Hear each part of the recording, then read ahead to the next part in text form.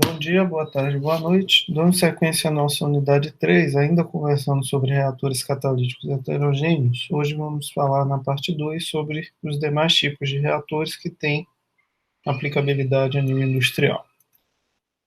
Para iniciar nossa discussão, vamos falar sobre os reatores de leito de lama. Os reatores de leito de lama são sistemas trifásicos, basicamente compostos por fase líquida, fase gasosa e fase sólida. O exemplo clássico de aplicação dos reatores de leito de lama ocorre na reação de hidrogenação de óleos vegetais, onde a gente tem um sistema líquido composto por ácidos graxos insaturados, o borbulhamento de gás hidrogênio realizado pela porção inferior do nosso reator e a presença de catalisadores sólidos, normalmente de níquel suportados em alumínio. Dentro do reator, a condições de temperatura específicas, ocorre a hidrogenação desses compostos, conforme explicitado aqui nessa reação. O nosso sistema do tipo leito de lama, ele tem como principal característica a possibilidade de ser agitado pela própria corrente ascendente de gás, o próprio gás que vai subindo aqui na estrutura do nosso reator pode ser responsável pela agitação, como ele pode conter aí um sistema de agitação próprio, tipo sistema de impelidores, aí, caso ocorra essa necessidade. Aqui ao lado a gente tem uma figura característica do sistema de hidrogenação, tá? Onde a gente tem um reator de hidrogenação em si, um sistema de catalisador, onde ocorre a alimentação de catalisador para o sistema, as alimentações de ácido graxo e gás hidrogênio. Aqui tem o sistema de aquecimento, um vaso intermediário para separação. Aqui a gente tem o sistema de recuperação de catalisador por meio de um vaso intermediário e um sistema de filtro prensa. Outro tipo de reator interessante com aplicação industrial são os reatores com membrana. Normalmente, esses reatores são utilizados em reações reversíveis, como explicitado aqui no sistema, onde A forma B mais C.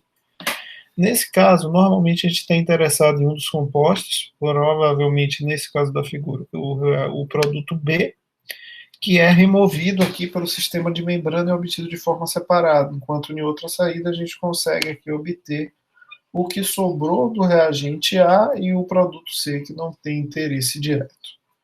Esse tipo de reator ele tem a característica de conseguir realizar a separação de um dos produtos formados. Essa é a principal característica do reator com membrana. E, nesse caso, você ainda consegue brincar com princípios de Le Chatelier, porque ao remover um dos produtos do nosso sistema, nesse caso o B, você tem a tendência de deslocar o equilíbrio no sentido de consumir mais do reagente A para formar mais B e mais C. Um exemplo clássico de aplicação de reator com membrana ocorre na reação de obtenção de hidrogênio de alto grau de pureza a partir de processos de gasificação. Aqui a gente tem uma gasificação, a reforma a vapor do metano, onde CH4 reage com água, produzindo hidrogênio, ou sai aqui o excesso de água e dióxido de carbono. O hidrogênio é removido aqui pela membrana, e a partir daí a gente consegue obter o hidrogênio com alto grau de pureza como produto.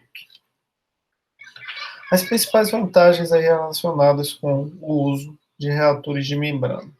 Primeiro, a membrana pode ter finalidade aí apenas de separação de compostos, isso aqui é conhecido como uma membrana inerte, ou a gente pode ter uma membrana catalítica, que é uma membrana que vai suportar o catalisador da reação e vai possibilitar a ocorrência de reação química na superfície da membrana. As vantagens e desvantagens desse tipo de sistema, na membrana inerte, normalmente a gente tem uma característica de proporcionar menor entupimento ao sistema. Quando a gente trabalha com membrana catalítica, a tendência de entupimento dessa membrana é maior. Para esse tipo de sistema ainda, um dos produtos ele é seletivamente removido, separado, né? E aqui a gente consegue elevar a taxa da nossa reação através do deslocamento do equilíbrio da reação no sentido de formação de mais produtos, conforme eu tinha comentado ali no slide anterior. E esse tipo de reator já é um processo intensivo, onde a gente vai conseguir combinar a etapa de reação química com os processos de separação, que normalmente são posteriores, para que assim a gente consiga levar a conversão e facilitar processos de separação futuros. Outro exemplo de processo intensificado é o que a gente conhece como coluna de destilação reativa. Nesse tipo de sistema, a gente tem duas seções, né, três seções do nosso reator, uma seção de retificação e uma seção de stripping, que estão relacionadas diretamente aí com a recuperação dos sistemas produto/reagente, a depender aí das características dos compostos envolvidos no nosso sistema. E aqui nessa seção intermediária da coluna, a gente tem o que a gente chama de seção reativa. Nessa seção reativa, normalmente, a gente vai ter a presença de catalisadores distribuídos ao longo dos pratos da coluna de destilação, e essa característica torna a nossa coluna a parte aqui na qual vai ocorrer reação química com velocidade apreciável, única e exclusivamente dentro dessa seção reativa. Claro, pode ocorrer reação nessa seção e nessa seção, mas sem um grau menor, devido aí a não termos catalisador distribuído nessas duas seções. Como eu já tinha adiantado para vocês, a coluna de destilação reativa é um exemplo aí de processo intensificado, assim como era o reator com membrana, porque basicamente a gente tem uso de tecnologia para que a gente consiga substituir equipamentos grandes com elevado consumo de energia por outros que são menores, mais baratos, ou o que a gente conhece como conurbação, junção de operações unitárias em um único estágio. Nesse caso aqui a gente está juntando as etapas de separação relacionadas aqui com a destilação e as etapas de reação, ligadas à seção reativa da coluna de destilação. Principais vantagens desse processo: a gente tem uma redução de investimento de capital, porque ao invés de termos que investir em uma coluna de destilação e um reator, a gente vai investir em uma coluna de destilação apenas, que provavelmente será mais cara, mas que já vai combinar o reator dentro de sua estrutura.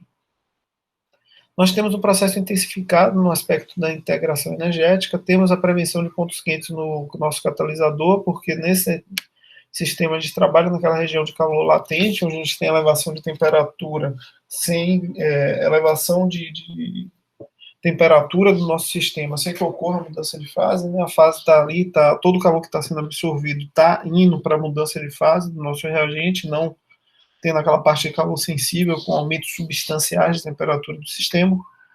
A gente vai ter uma melhora substancial na seletividade da nossa reação, porque assim como tínhamos no reator com membrana, a gente vai deslocar o equilíbrio no sentido da formação de mais produto.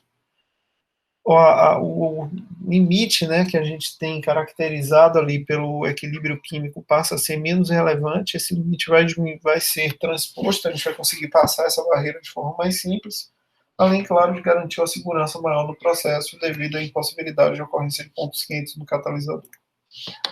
Principais restrições estão relacionadas à determinação das condições de operações ótimas. A gente vai ter que otimizar uma coluna de forma muito mais complexa, porque ela vai envolver duas operações unitárias dentro de sua estrutura. Em alguns casos, a gente não consegue aplicar esse tipo de sistema operacional por causa da característica da volatilidade relativa ao produto reagente. A gente não consegue separar de forma efetiva esses compostos de forma a garantir uma operacionalidade razoável para esse tipo de equipamento.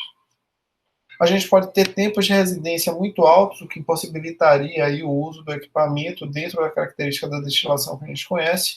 A gente pode ter o que a gente chama de formação de azeótropos reativos, ou seja, um dos compostos formados como produto pode formar um composto que é azeótropo de um dos reagentes. Isso impossibilita a aplicação, porque azeótropos não são passíveis de separação dentro de uma coluna de destilação. Além disso, o design adequado da parte interna da coluna é algo muito complicado, né? Então, mesmo se utilizando de ferramentas como a fluidodinâmica computacional, é muito complicado determinar essa estrutura interna que normalmente essas colunas precisam para que ela opere de forma razoável. Aqui a gente tem no esquema dessa figura apresentado uma reação de metanol com ácido acético para produzir metilacetato e água. Aqui a gente tem mais um exemplo de reator com aplicação industrial, que é o reator de leito gotejante, ou reator Tricobed.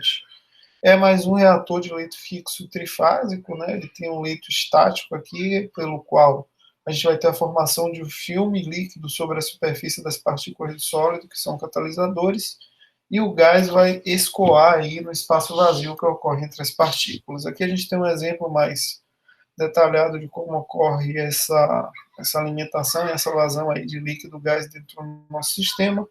A movimentação desse gás com líquido ela pode ocorrer em contracorrente ou cocorrente, isso obviamente depende da característica reacional que desejamos impor no nosso sistema. Normalmente o leito do nosso reator tem uma quantidade muito alta de catalisadores sólidos que estão empacotados dentro do sistema reacional. Aqui a gente tem a aplicação desses reatores na indústria de processamento, em reações de hidrogenação que ocorrem em fase líquida, na hidrodesulfurização de frações do petróleo, ou na hidrodenitração de frações do petróleo. Só onde a gente tem uso aí desse reator. O principal problema desses reatores está relacionado com a representação do seu comportamento hidrodinâmico. A hidrodinâmica deles é muito complicada e por isso eles têm o uso aí dificultado. Caracterizando e representando de forma geral o que a gente viu aqui sobre esses reatores dentro do que estudamos na aula 1 e na aula 2. De forma geral, o que a gente pode dizer é que o comportamento deles quanto ao controle de temperatura é normalmente fácil em reatores de leito fluidizado, leito circulante e leito de lama, e é muito difícil em reatores de leito fixo, móvel e gotejante, devido às características aí impostas pela estrutura dos sólidos dentro do reator e pelos sistemas de troca térmica aplicados. Normalmente ela é facilitada em reatores de leito fixo, desde que a gente use reatores multitubulares ou multistágio, como vimos na aula 1, e esses reatores possuem um diâmetro pequeno, né, o que facilitaria ali esse sistema de aquecimento e resfriamento entre os estágios. Quanto ao tamanho da partícula do catalisador associada ao uso dos reatores, normalmente é pequeno em reatores de leito fluidizado, leito circulante e leito de lama, e é grande em reatores de leito fixo, leito móvel e leito gotejante. Quando a gente fala em dificuldade de regeneração do catalisador, normalmente o leito fluidizado e circulante são os leitos mais fáceis e o leito fixo e gotejante são os mais complicados. Estamos reatores de leito de lama e leito móvel nessa fração intermediária. Quanto aos modelos de escoamento aí das fases, normalmente os modelos de escoamento e pistonado, o que representa o modelo de dispersão, que é um modelo que a gente vai estudar a partir da nossa próxima aula, estão relacionados aí com leito fixo, gotejante, com leito móvel e com leito circulante, uma proximidade aí mais razoável da gente aceitar. Para os reatores de leito fluidizado e leito de lama, o comportamento pistonado é mais complicado de ser utilizado, mas a gente consegue até representar com estrutura similar, caso a gente divida isso em um sistema multistágio pistonado. Mas normalmente a gente precisa de um modelo específico para representar os escoamentos que a gente observa nesses dois sistemas. Uma breve análise comparativa entre os reatores. Primeiro, o escoamento de gás no leito fixo ele se aproxima muito do escoamento pistonado, isso aqui a gente assume desde que a queda de pressão no leito não seja muito significativa. Quando a gente fala em reatores de leito fluidizado, a gente sabe que a gente tem um escoamento complexo, que é um escoamento que não está totalmente conhecido, mas ele certamente não tem proximidade, não se assemelha ao escoamento pistonado em si. Para a maioria das reações que dependem de contato eficiente entre reagente e catalisador, é mais interessante que a gente use reatores de leito fixo, porque eles têm essa capacidade de promover esse contato íntimo entre esse tipo de partícula. O controle efetivo de temperatura em reatores de leito fixo de dimensão elevada é muito complicado, de forma que esses sistemas são caracterizados por essa baixa condutividade térmica mesmo, então a gente precisa trabalhar em multistágio ou multitubular. Em reações com comportamento exotérmico significativo, a ocorrência de ponto quente no interior do nosso reator se desenvolve, podendo comprometer o catalisador. Para isso, a gente tem que usar mais uma vez as estruturas aí de reatores multitubulares ou multistágio. Por outro lado, quando a gente fala de uma mistura rápida que a gente tem em reatores de leito fluidizado, isso aí tem como característica a promoção de condições praticamente isotérmicas de operação. Dessa forma, se a nossa reação depender de controle elevado de temperatura ou tiver a susceptibilidade à formação de pontos quentes no interior do reator devido à natureza exotérmica da reação processada, é mais interessante que a gente use reatores de leito fluidizado. Os reatores de leito fixo eles não podem usar partículas muito finas dentro da sua estrutura, porque essas partículas podem causar obstrução, levar a queda de pressão no reator. O leito fluidizado também, ele tem a característica de não poder usar partículas muito grandes, porque senão essa partícula não consegue se manter suspensa devido à corrente ascendente de gás. E em reações muito rápidas, onde a gente tem a resistência de difusão no poro e no filme, essas resistências podem influenciar na nossa taxa de reação, de forma que os reatores de leito fluidizado com partículas pequenas e vigoroso contato sólido-gás podem tirar um uso mais efetivo do catalisador, garantindo maiores taxas de transferência de massa no nosso reator. Uma outra característica que a gente tem que levar em conta é a possibilidade e a necessidade de regeneração do catalisador. Isso normalmente é necessário quando ocorre desativação rápida do catalisador. Para esses casos, o reator de leito fluidizado é interessante porque ele facilita muito essa troca, enquanto os reatores de leito fixo apresentam uma dificuldade adicional.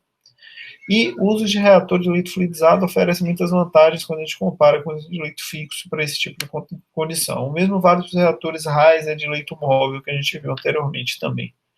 Embora não estudemos de forma direta a desativação catalítica nessa disciplina, ela é um conteúdo importante, ela está bem detalhada no capítulo 21 do livro do Levenspiel, tá?